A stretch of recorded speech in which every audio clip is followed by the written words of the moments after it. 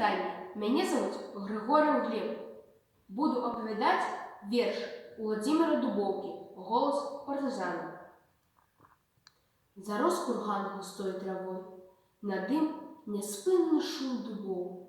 Знайшлі тут вечны супакой і я, і 6 маіх сяброў.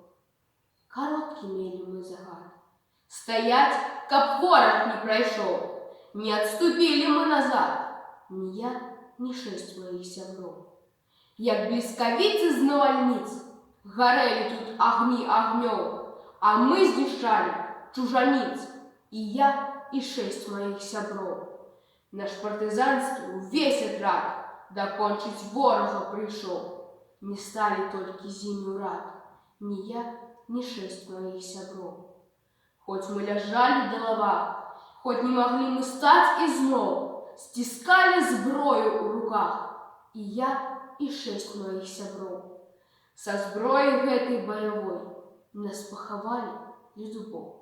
Знайшлі тут вечны супакой, і я, і 6 маіх сяброў. Калі айчына клікне вас, не дайце ворагу шляхоў, як не давалі мы ў той час, і я, і 6 маіх сяброў.